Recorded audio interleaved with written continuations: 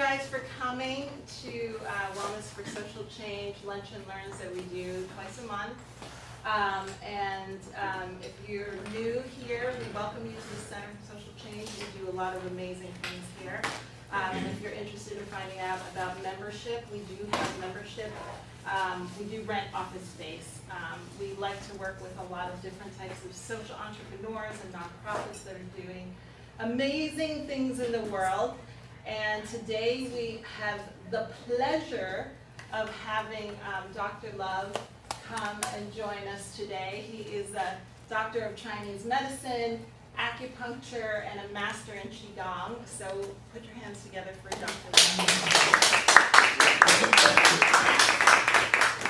Love. So, where should I start? Okay, I guess I should start with what is Psycho-Puncture and how that all got started. So,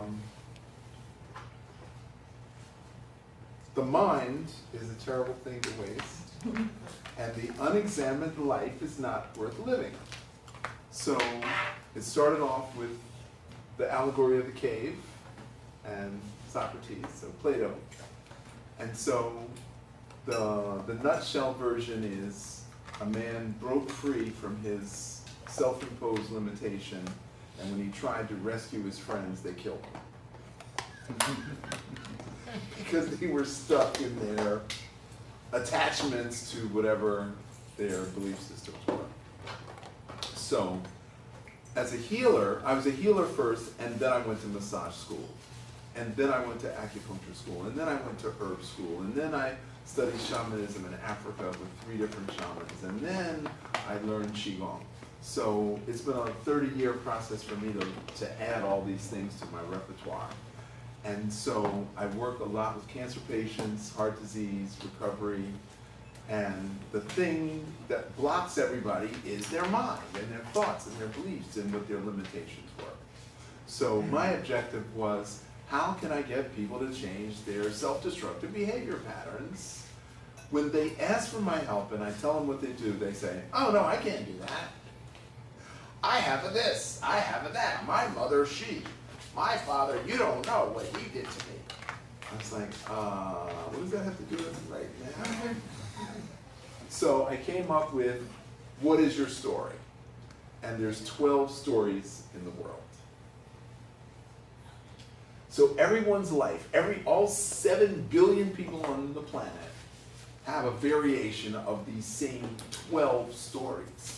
And we use the story as an excuse for not doing what we say we want to do.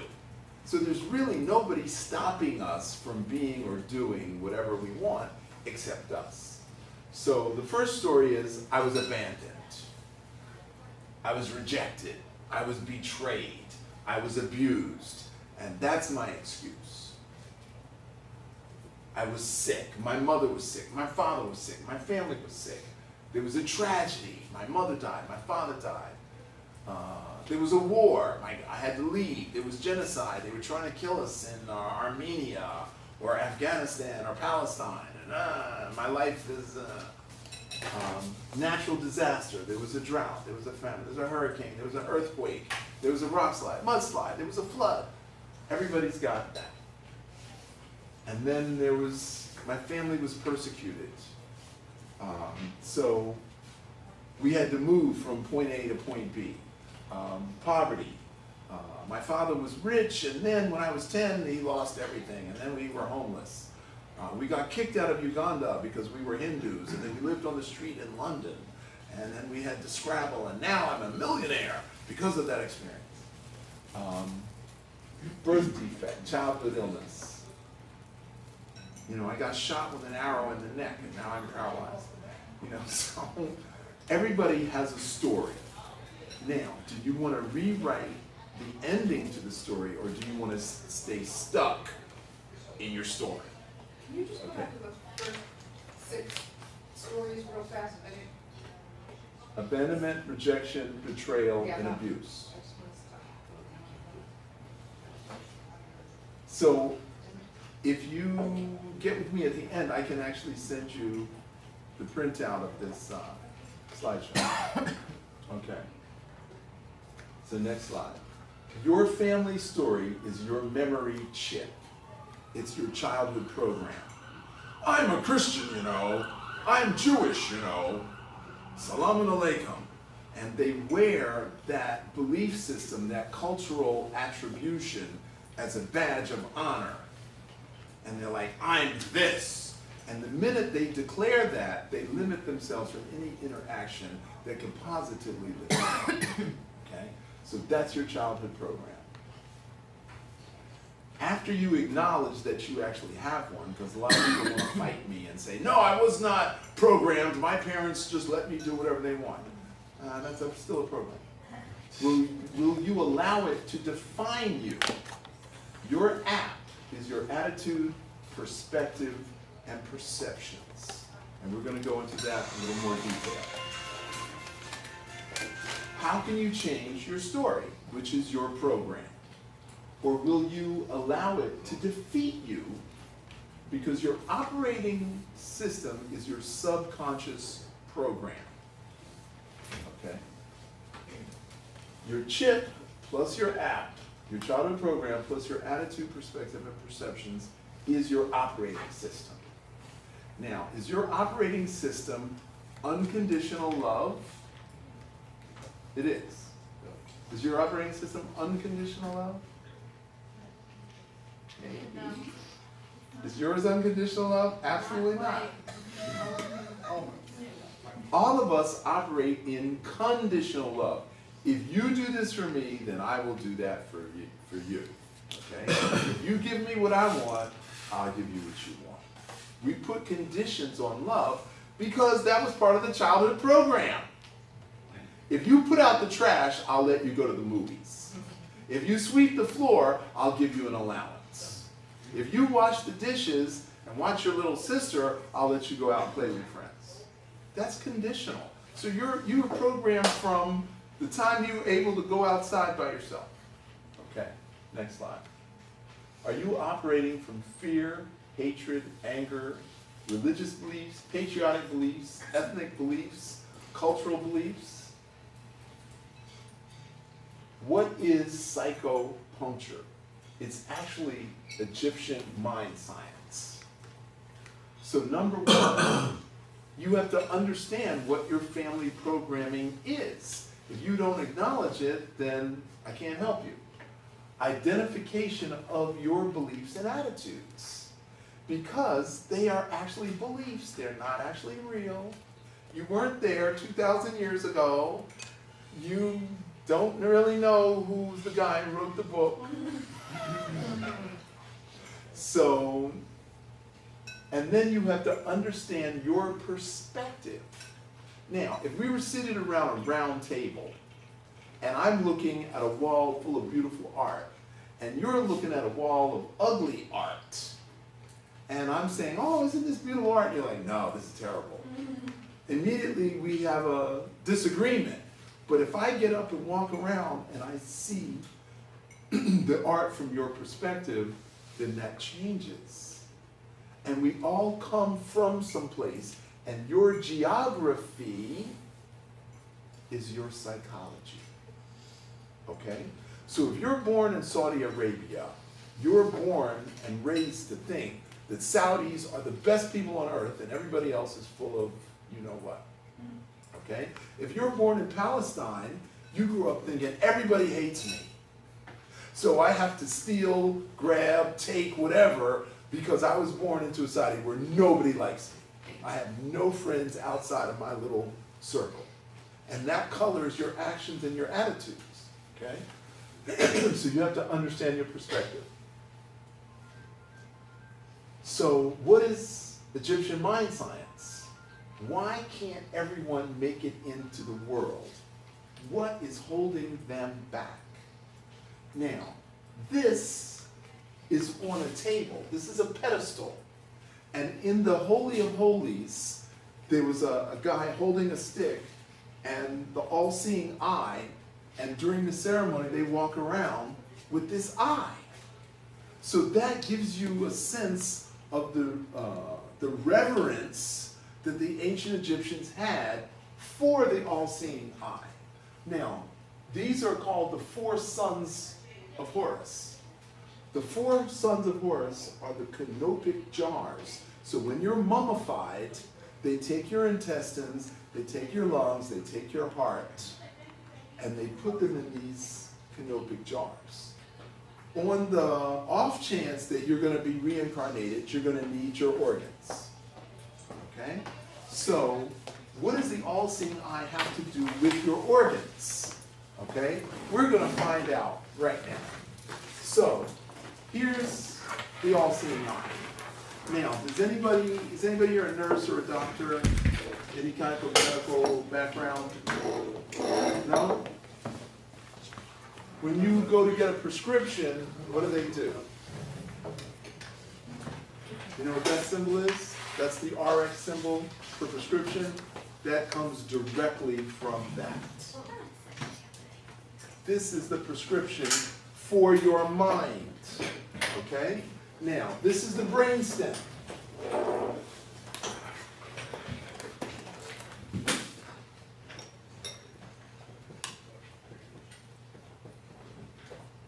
The brainstem is connected to the spinal cord, which is what we call the central nervous system. And then from the spinal cord, we have the peripheral nervous system, which is what innervates all of our organs, heart, lung, liver, spleen, kidney. Okay, so we have the corpus callosum, we have the thalamus, this is the thalamus right here. We have the hypothalamus. Does anybody know what the thalamus and hypothalamus do? Close. The thalamus is the nervous system. The hypothalamus is the endocrine system.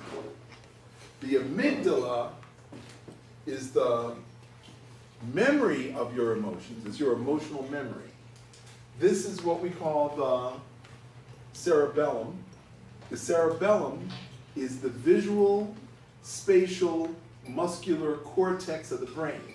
So when you were a kid and used to spin around, that's what's activated. When you're in a merry-go-round and you see your mother over there trying to take pictures of you while you're on the merry-go-round, you remember where your mother is. Okay? So this is a very important part of the body. Then we have the pineal, and then we have the pituitary. Now, this is vision. This is smell. This is vision, and this is hearing. Smell, vision, hearing. It's pretty much what's on the inside comes from the outside. Okay? Now, there's a formula for the mathematical circumference of a circle. So, we have how many senses? 5? Tell us the Five? first 6? 6? 5, 6. 6? 6. Okay, there are 6 senses. Okay, so 1/2 of all the energy of your senses is where? Smell. Oh, because I did that already. Thank you. Okay, 1/4 is vision. Okay. Okay, 1/8 is Sound.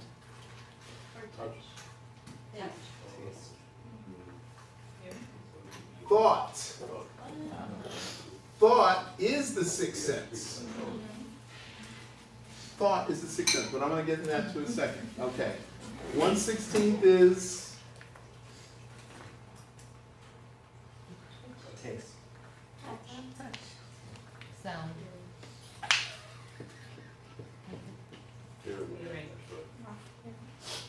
1/32 is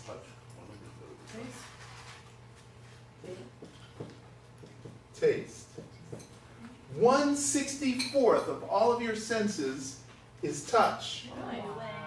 1/64.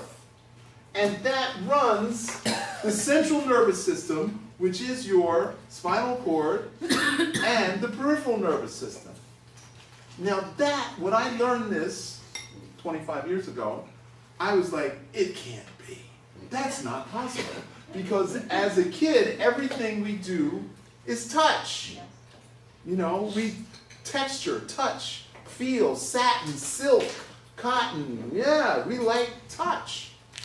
But that's only 1/64th. Now, if you understood this, it would change the way you interact with your world. Now, 75 years ago, they invented bleach and refrigerators. We have no need to smell because everything is dated, so we don't smell. We use deodorant and perfume and toothpaste and whatever else we use, smell creams, whatever, and we overpower our natural senses with artificial chemical smells. Whoa! The Glade plug-in, Yeah. the fresh cleaner in the detergent, in your dish detergent and your clothing. Smells clean. Smells like chemicals to me. That's all artificial. Now, you've heard of pheromones.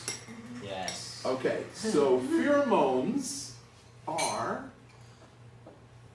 the chemistry of two people. So if I like her smell, her natural musty, spent all night in bed with smell, it means that biologically my bacteria and her bacteria are compatible. But if I wake up and go, ooh, she's funky, our bacteria are not biologically compatible. Okay? You ever want to wear your man's shirt because you love the smell? You're compatible. If you like, ooh, you gotta wash that shirt, you're not compatible.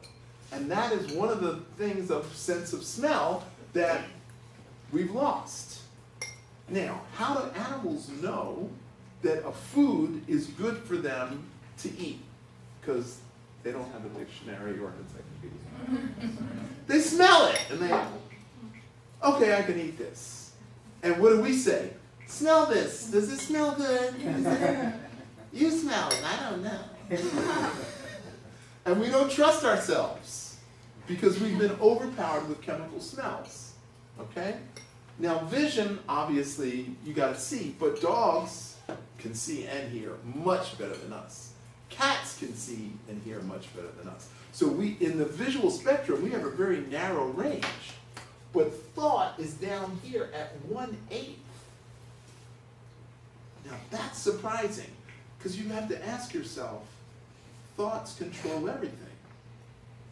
But what directs your thoughts is your smell and your vision. So what you are able to see is what you can visualize.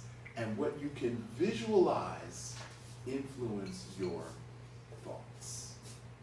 And then the thoughts tell you, I heard something. Did you hear that? We make up imaginary sounds and we say, this tastes really good. And your sister says, how could you eat that? So our tastes are different. And then touch is only 1/64. Now, if we add all this up, it adds up to 63/64. 1/64 is missing. What do you think is missing? ESP is 99.9% that, but not exactly. I'm looking into a light. So, the smell changes if it's cooked or if it's cold. Smell changes on the temperature. So the light is the 1/64 that's missing. Okay? Now, there's a guy, there's a book called The Field by Lynn McTaggart. So there's an Italian scientist, and he found something called bioluminescence. And there's a light within each cell that exceeds the width of a cell by 8 microns. So he puts the cell into a beaker of water, and he takes another cell that's no light, and as he brings the two beakers together, boop, this light goes on. So, you ever see a little kid, 2 years old, in a room full of relatives, what does everybody want to do? Pick up the baby. Oh, come here, baby. I want to pick up the baby. I want to hold the baby. Because that baby has a light. And all the older people in the room want to share the light of the baby. Yes? And there's certain people, when they walk into the room, you say they light up the room. Okay? And sometimes your light is on, sometimes your light is off. So, my anxiety comes from not knowing where to find my light. Because that's the piece that's missing. Okay? All right, next slide. So, what is Egyptian mind science? It's understanding our emotional pain. So when you're angry, what do your muscles do? Contract. When you're worried, what do your abdominal muscles do? Contract. When you're full of fear and anxiety, your hamstrings and your low back contract. Okay? So, anger, fear, anger, fear, anger, fear, worry. Anger, fear, anger, fear, anger, fear, worry. So we alternate between these states 30 times a day. We flip back and forth between different emotional states. And that restricts blood flow and blood oxygen, which deprives it from the brain and the organs. And then the nerves say, what are you doing? How come we're not getting blood and oxygen and nutrients? And then finally the nerves say, I'm taking a break. I'm out the door smoking a cigarette. And then the organs get starved and the organs break down. And then 10, 15 years later, you get sick. So it's a whole downward spiral. Okay? So what hurts the heart is abandonment, rejection, betrayal, and abuse. Who's your caretaker? Your parents. The foster care system. Your social worker. Okay, next slide. 3 poisons. Now these are internally generated poisons. Anger, avoidance, and addiction. So addiction is, I can't stop doing this. It could be gambling, it could be shopping, it could be internet, it could be porn, it could be coffee, cigarettes, candy, gum, chocolate. It doesn't have to be drugs and alcohol. An addiction can be anything.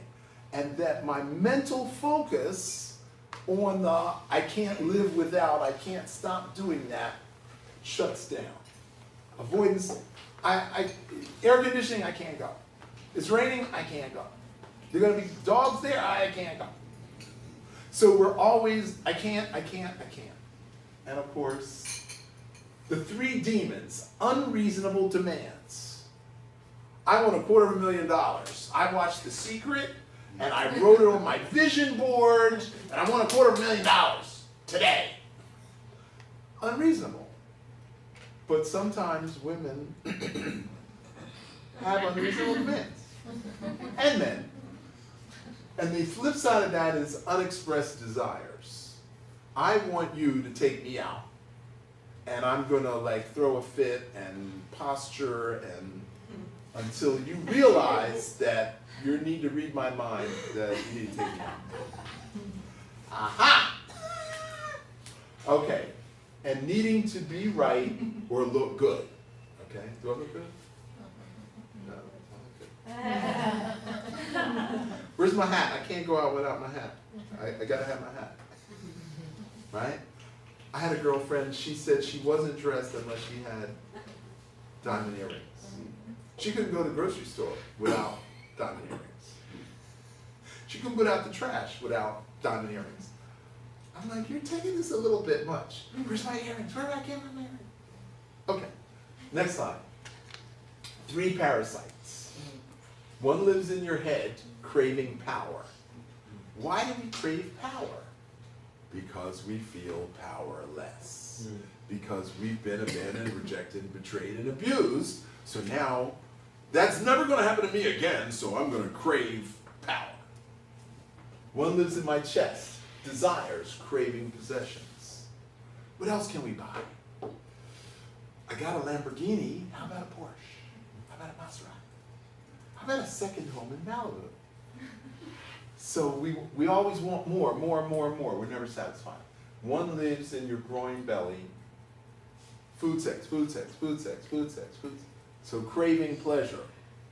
It might not be food or sex, but generally that's what it is. Okay, next slide. 6 energy thieves. Craving beautiful sights, sounds, smells, taste, touch. That is overloading the senses. Okay, we call that sensory overload. Okay? Thrill-seeking behavior.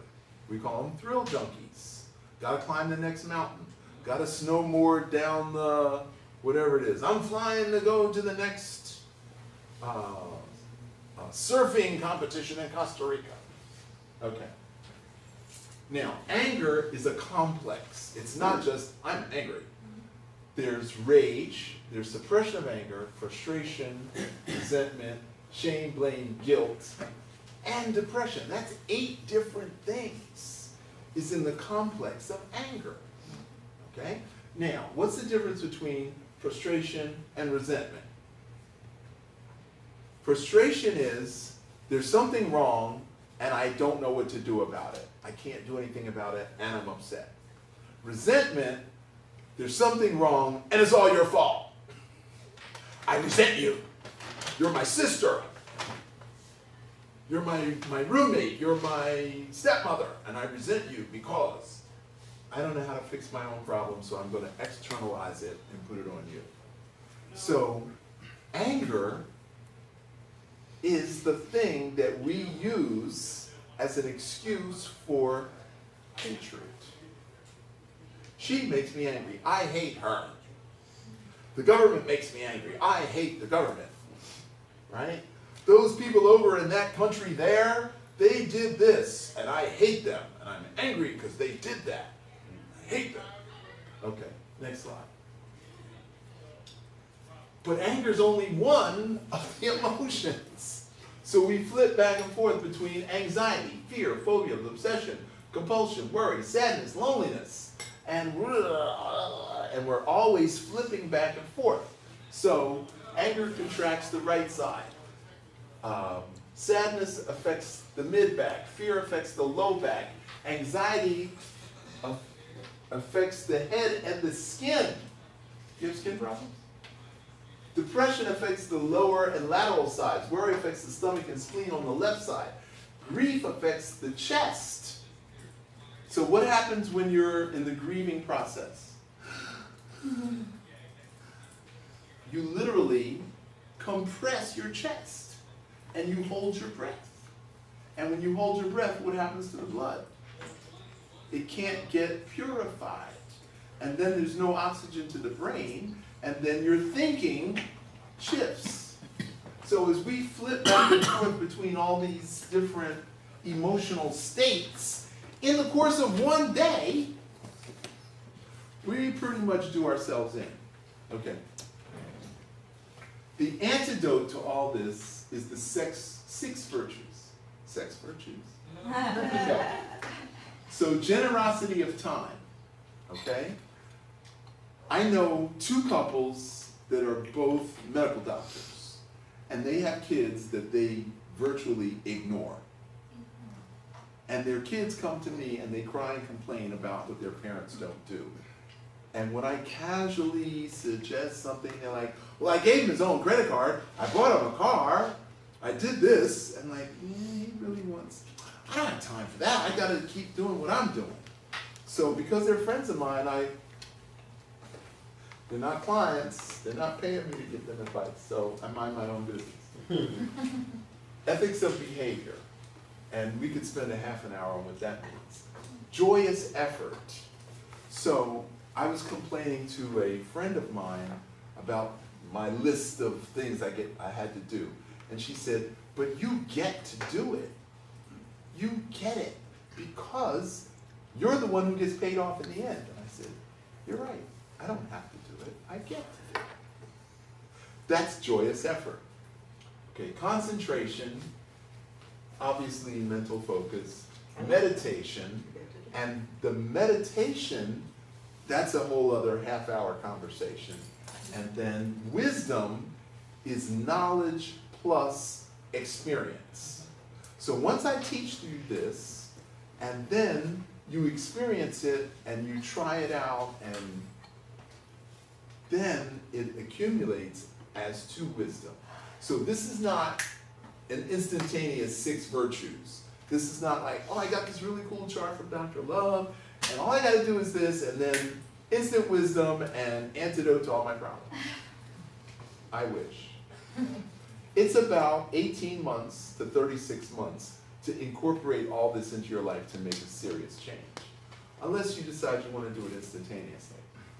Okay, next slide. The virtues are cultivated through Qigong. So for those of you who missed the earlier class, I was doing exercise, Chinese health exercises. Was it fun? Yes. Okay. Were you happy? Were you laughing when we got through? Yes. And did you feel like you got a real workout? Yes. And you weren't lifting any weights? Nope. All right, and there was no jumping. Okay? So the philosophy of living, my philosophy of living, is breathing, moving meditation, and medical exercise. Now, why is breathing a philosophy? Because we can't exist without breathing. We cannot exist without breathing. But yet, our lungs hold 7 quarts of air. And most people go, they only breathe off the top third of their lungs. Okay? Now, a little bit of anatomy and physiology. The heart is on the left side, which is in the middle of the 2 chambers of the lungs. The right lung has 3 chambers. So the right lung is bigger than the left lung. Now, the kidneys are directly underneath the lungs. If the left lung is smaller or shorter than the right lung, that means the left kidney is higher and the right kidney is lower. So our bodies are asymmetrical. Now, what's on top of the kidney is the adrenal glands, add above renal kidney. And the adrenal glands are part of the endocrine system that activate what we call fight or flight. Now, in the course of a day, somebody calls you on the phone and says, and then you're like this. What happened to your adrenals? You wanted to run away. And so your adrenals started squirting adrenaline and noradrenaline. And then you go into the elevator and somebody comes in with packages and then falls into you. Threat to your safety and security. Adrenaline. And then you go to the parking lot and there's somebody fiddling with your car. And you're like, yeah, that's my car. More adrenaline. And then you get in your car and then somebody nearly sideswipes you. More adrenaline. And then you go to the grocery store and some little old lady runs over your foot with the cart. More adrenaline. Holy moly. 30 times a day, somebody's doing something that's causing you to secrete adrenaline and noradrenaline, which does what to your anxiety level?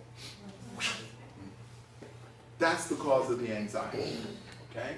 So what does breathing do? Now, when you breathe out, physiologically, what happens internally? Contraction. Of, The diaphragm. Lung. which is also called the solar plexus, which pushes air out of the lungs. Now, I want you to put your right hand at the bottom of your breastbone. Yes, that breastbone. And that is the actual size and location of your stomach. Now put your left hand behind it. That is your pancreas. And that's the actual size of your pancreas. Now, if you move your left hand over to the side, that's your spleen. If you move your right hand over to the side, that's your liver. So liver, spleen, pancreas, stomach are all there on top of the diaphragm. So when you breathe out, the diaphragm pushes up against the bottom of the lungs. But it also pushes against stomach, pancreas, spleen, and liver. So it is literally massaging your internal organs. How come you didn't know that when you were 10 years old?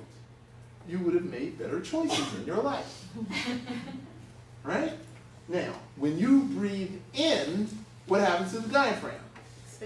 It goes down and pushes on the small and large intestines. And when the lungs expand, they push down on the Heart.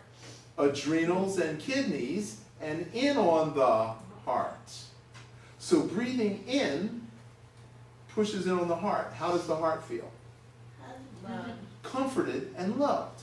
How do the adrenals feel when the lungs expand? Relaxed. Calm and relaxed. So breathing is a philosophy of living. Now, breathing in is involuntary. You don't have to think about it. But breathing out, you have to consciously think about breathing out. Now, when you breathe out, what is coming out of your mouth and your nose? Carbon dioxide. And when you breathe in, what's going in? Air. And what percentage of oxygen is air? 20%. 79% nitrogen, 1% inert gas. How come nobody knows anything about the 79% nitrogen? You know anything about nitrogen? You know anything about nitrogen? You know anything? Nobody knows anything about nitrogen. We need oxygen. But hey, nitrogen is in our blood. Okay? Now, if you go scuba diving and you come up too fast, what happens? You get nitrogen poisoning, and then where do they put you? In a hyperbaric chamber. Everybody knows the hyperbaric chamber that Michael Jackson went into and people with brain injuries go into. But they don't realize that it was invented for nitrogen poisoning. So, when you breathe out carbon dioxide, pure oxygen diffuses into the blood. So the exhale oxygenates the blood, and that is the qi in Chinese medicine, and that is the qi in qigong. So you exhale oxygen? I'm sorry. You exhale carbon dioxide, Right. but at the same time the carbon dioxide is going out, pure oxygen is going into the blood. While you're exhaling? While you're exhaling. I see. Okay? Now, martial artists practice breathing out very slowly so they can control the oxygenation in the blood because they're getting ready to punch or fight or kick or block or whatever. So it's a and it's the exhale that oxygenates the blood that literally creates qi. Okay? Now, how come we don't know this? I think this should be common knowledge for anybody 12 years and up, maybe even 8 years and up. Okay? So, your emotional states can be transformed in as little as 4.5 minutes. Anger, fear, sadness, loneliness, grief, abandonment, rejection. Any emotional state can be transformed in 4.5 minutes just through breathing. How come we don't know this? Because there's no money in breathing. I can't write a prescription and get a kickback from the breathing lords, right? I'm going to sell you an anti-anxiety medication. Just breathe. And if that doesn't work, I'll give you another one. If that doesn't work, give you another one. And if that doesn't work, I'll give you 3 of them at the same time. Wow. All you got to do is breathe. We're not taught this. Okay. Now, moving meditation. Now, I don't want to think about breathing exercises because I've got too much on my brain. I got a million things to do. I don't want to think about breathing. But if I just do this moving meditation, I don't have to think about breathing. Okay? And then specific medical exercises, which are, this one is for the pericardium, and this one is for the kidney, and this one is for the bladder, and this one is for the stomach and the spleen. So I can prescribe specific exercises for specific emotional imbalances. We should all know that. America needs Qigong. Okay. Yes, thank you. I got it fine. Okay. So the antidote is 8 practices. So compassionate understanding. Okay? My sister stole from me, and she took my dress, and then she didn't, Okay? Did you take into account that last year you borrowed her, blah, blah, blah? No. You're mad about she took yours, and you're not remembering that when you were 12, you stole her, blah, blah, blah. Okay? So compassionate understanding. Ethical motives. Now, why am I choosing to act out or project whatever it is at this person, my family member, my coworker, my lover, my friend? Because we don't do it to strangers. We only do it to people we care about. Okay. So what is my motivation? Uplifting speech. You know, you always do that. You know, you never do blah, blah, blah. Always, sometimes, never. And then you're blaming the person you care about. You're making them bad and wrong instead of uplifting them. Okay? And we're full of snide, snarky comments. Right? To the people we care about. Okay. Heart-centered action. Okay? I gotta buy a present. I don't know what to get. Here, get a card. Here's a card. Happy Mother's Day. Did you even look at this card? I'm your father. So whatever action, they really have to come from your heart. Ethical means of livelihood, you know what that is. You're all here. Joyous effort, read, study, and practice. Read, study, practice, read, study, practice, read, study, practice. It's not going to come in an instant. It might. By the end of this, it might. Contemplation. I call it nature deficit disorder. You have to go sit in nature, hug a tree, sit by a river, a babbling brook, go for a walk, go to the beach at sunrise so you don't get sunburned. Okay, next slide. Now, our objective here is to change our story. Whatever it was that created our limitation, why we're not living our dream, why we're not being our highest self, we want to rewrite the childhood program, alter the attitude, shift the perspective, clarify the perception, and transform the operating system. That's my objective for you. I am Plato, waking you out of your limitation and hoping you don't kill me. Okay, next slide. So, unconditional love is non-judgment. What's judgment? Right, wrong, good, bad. My bad. That's all your fault. You know you shouldn't have done that, but you did it anyway. Forgiveness. Why do you have to forgive somebody? They are only acting in their self-interest. And because you judged them and made them bad and wrong, now, who's the one who's actually hurt?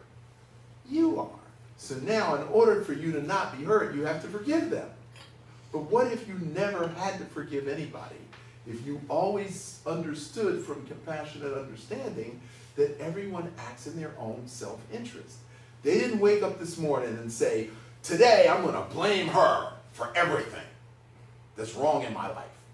Today's your day, I'm coming for you. I don't need to forgive her because she's just doing her.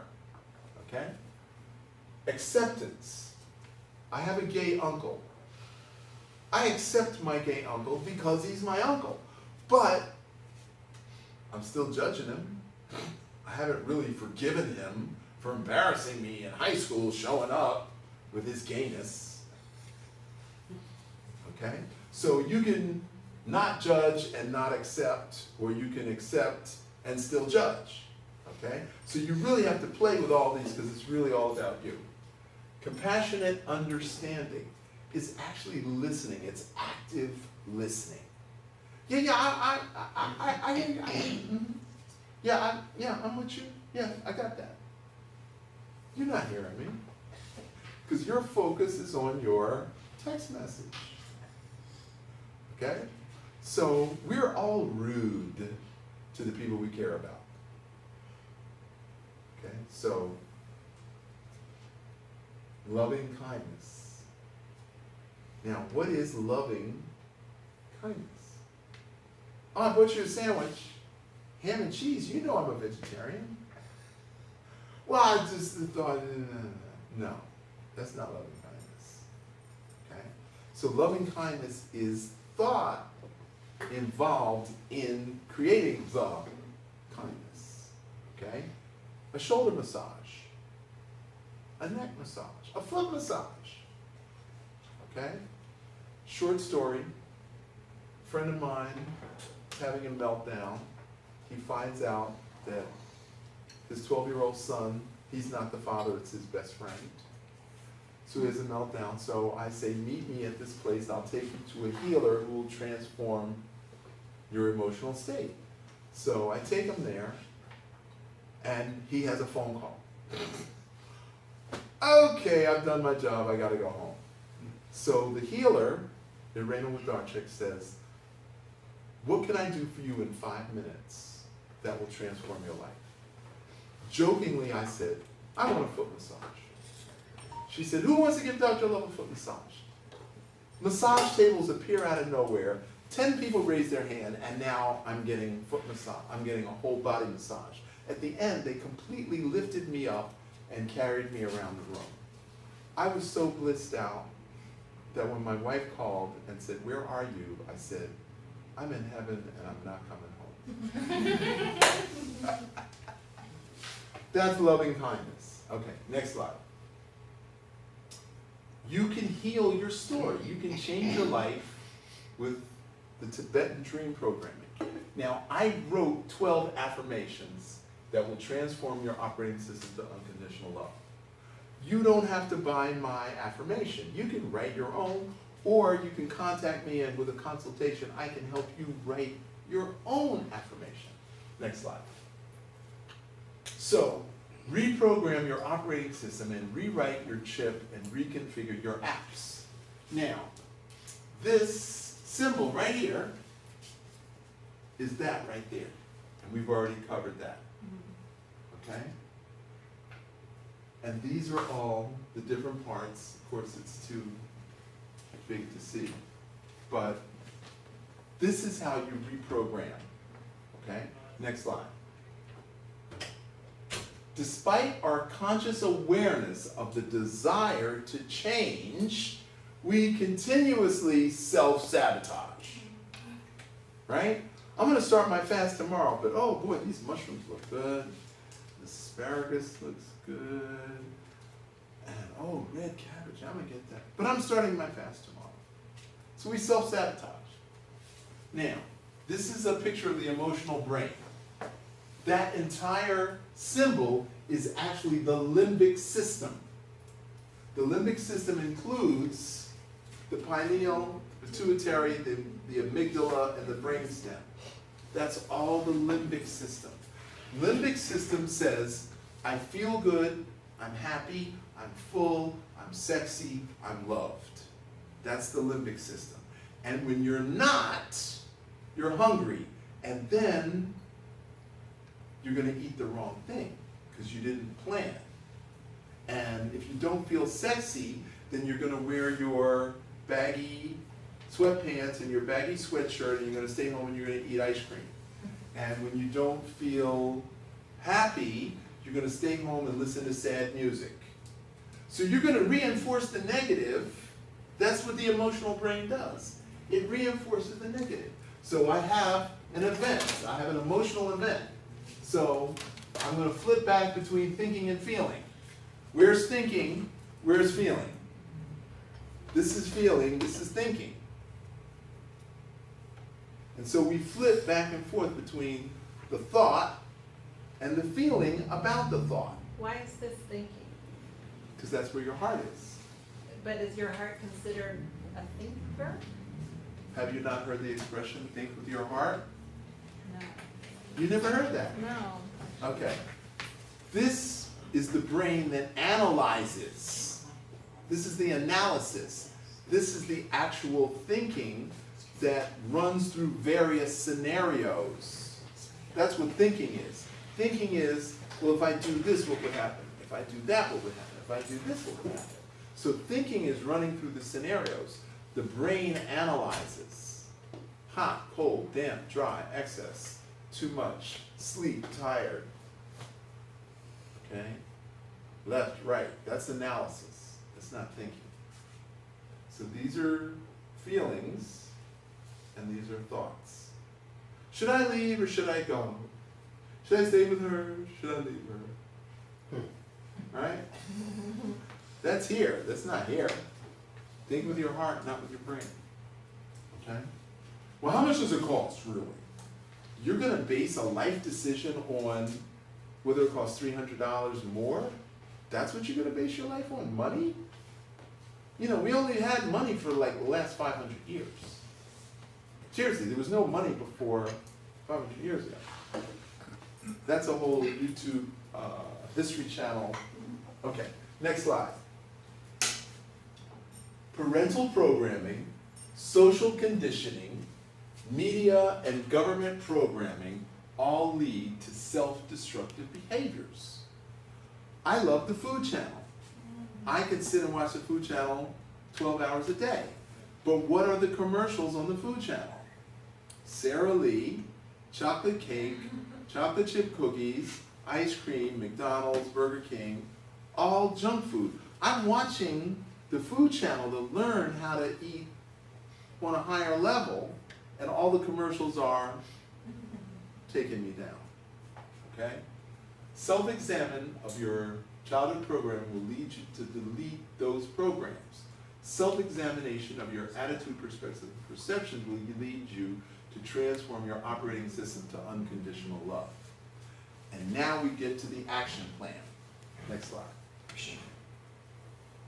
Tibetan dream programming, you must understand the brain wave vibrations. Set up your sleep time ritual, and after your deep sleep, which is your REM, then you visualize the solution and you do automatic writing upon awakening. This is the action plan. Okay, next slide. As we fall asleep, our brain waves slow down in 4 particular cycles per second. So beta is conscious awareness, that's the waking state. The conscious awareness has to go to sleep. The subconscious program never goes to sleep. How do we change? Because the conscious says, I'm going to quit smoking, I'm going to lose weight, I'm going to start an exercise program, I'm going to fire my boyfriend and get a better boyfriend. And the subconscious is like, no, you ain't doing none of that. You never did, you always failed in the past, yeah, you're going to keep doing it. So, alpha is the altered state of consciousness, which we call the hypnotic state or the meditative state, or the dream state is alpha. Then there's theta, which is subconscious awareness. It's called the healing state. It's also called the genius state. Who called it the genius state? Ford, Einstein, Edison, all said that they would go to bed visualizing the problem. And when they wake up, the answer came full blown. All of Einstein's mathematical equations, he didn't sit there and work them out in the daytime. He said, how can I solve this problem? And the next morning, boom, and he just wrote it all down. Next slide. That happens in the theta state. That happens in theta. So as we fall asleep, the hypnotic state, it takes 30 to 60 minutes to fall asleep unless you train yourself to poof, go out. That's why I said sometimes we can make an instant change instead of the longer change. So that's what alpha, then theta, the healing state lasts 1 to 2 hours, then delta at least 60 minutes. Then we go back into theta, and then back into alpha, and then we wake up. Now, we wake up, and then we fall back to sleep. And then we wake up, and we fall back to sleep. So the average person wakes up and falls back to sleep 4 to 6 times every night. Now, when you wake up, you can then say your affirmation, which we're going to learn in a second, or you can just get up and start automatic writing. Okay, I get downloads. I'm like, oh, I gotta write this down. I jump out of bed, and then I go back to sleep, and then I get another download, and I jump up and I write it down. and then I go back to sleep. Next slide. I have a question about that. Is there an influence that things like alcohol and drugs have on that? Like, could you fall into delta? Because a lot of people say they don't dream and they don't have any, you know, Can drugs and alcohol influence this? Of course it could. yeah. So we gotta clean up first. Okay? Can you get the box of Tibetan Dream Programming for me? Okay, so here's the answer to here's the solution to your question. You write your affirmation in a circle on a 3x5 card. Why do you write it in a circle as opposed to left to right or right to left? Because it breaks the neural programming of your brain. Okay? Then you put the affirmation on top of a magnetic plate, plastic glass of water on top of that. Then you chant for approximately 10 minutes, because the 10 minutes is when you're magnetizing the water. Now, she had a question about whether the drugs or the alcohol would influence that, and if you chant for 10 minutes, that's how you change your own brain waves so that the drugs and alcohol do not. Okay? Now, when you wake up, you read, so you chant for approximately 10 minutes and drink half the glass of water, because now the water has been magnetized by the affirmation. Okay? Then you read the affirmation out loud. Then when you wake up, then you go to sleep visualizing the solution. When you wake up, read the affirmation out loud, drink the rest of the water. Then you fall back to sleep, visualizing the solution to your intention or your problem. You'll wake up and fall back to sleep several times. Upon final awakening, have pad and pen ready for automatic writing. This is how and when we can rewrite the self-programming. Now, you have 12 problems. She has 20 problems. She has 18 problems. We knock them out one at a time. So one night we do this problem. Next night we do another problem. Next night we do another problem. You can have multiple issues and multiple problems, and you can work on each one. And eventually, we can do this in the daytime. I can train you through Qigong and breathing and chanting. I can train you how to do this in the daytime. You don't have to wait till nighttime to do this.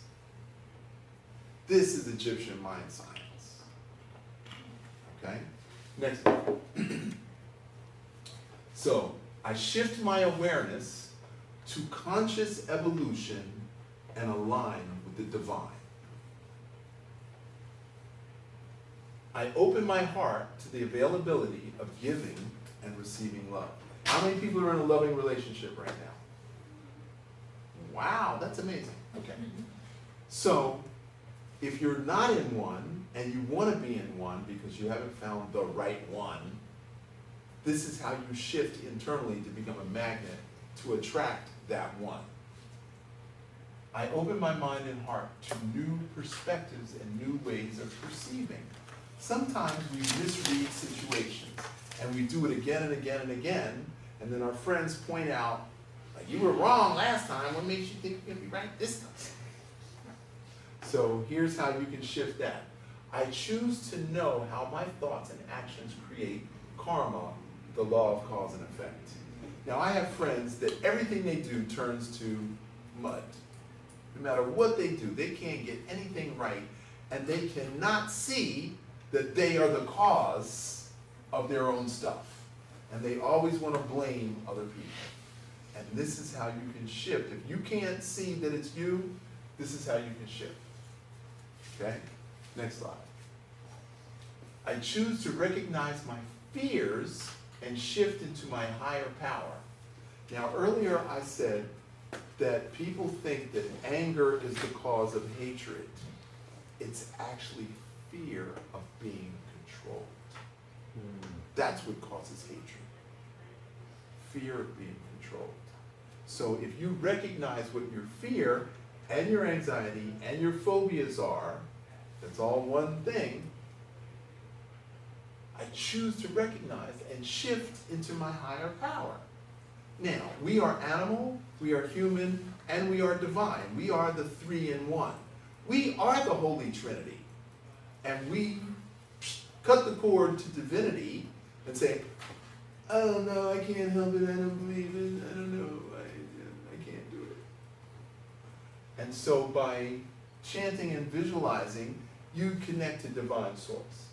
I cut the psychic cords of all my attachments and bring freedom and clarity to my life. My mother, my sister, my brother, my dog, my property, my car, my whatever it is, I'm attached emotionally. I can't let it go. Don't you see that's what's holding you back? That's what your limitation is. No, you can't. Okay. So, that's your affirmation. I face what I'm avoiding with love and open mind to discover the hidden benefits. Okay? So, I have a friend who was abused by her mother.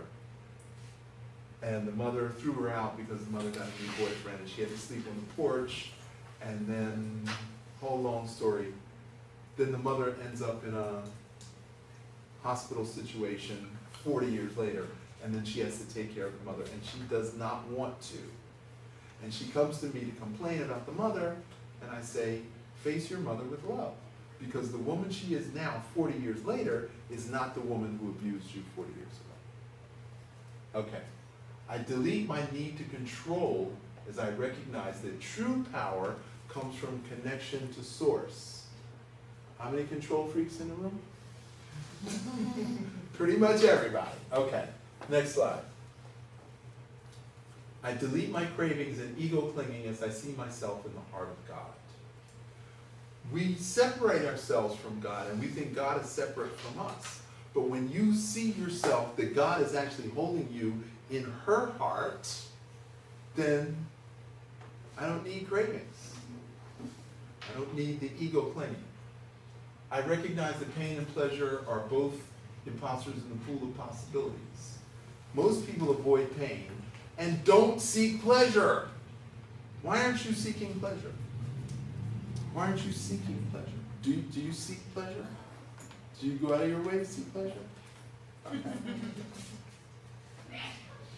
Okay. I perform my work tasks with effortless joy and I'm energized at the end of the day. Right, Christina? Money is love energy, and the more I'm loving myself, the more easily money comes to me. Okay, next slide. So, there's more to this course, but we have to cut to the end. And we do an emotional enema, we don't have time to go in that. Next slide. Tibetan Dream Growing, to write your story, register or call me. This is the 12 affirmations written already on magnet cards. Okay? So you can pass that around and take a look at them. So you can take one and pass it back. Okay.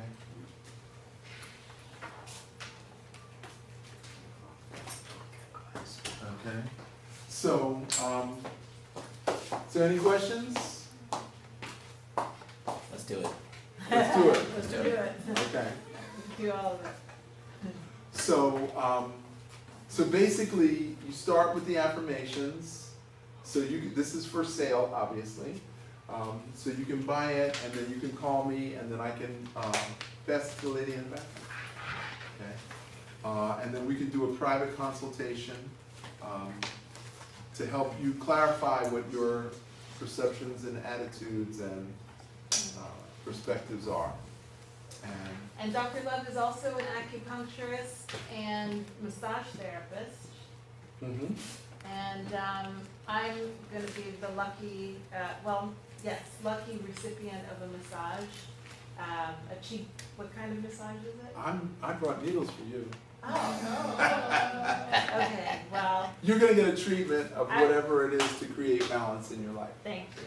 So just so you know, I've had like maybe 2-minute session with him, massaging my shoulders, and he could read a lot from that experience. So if you ever want an expert master working on you, he's definitely amazing for that. So thank you, Dr. Love, for everything that Thank you've given you. us today.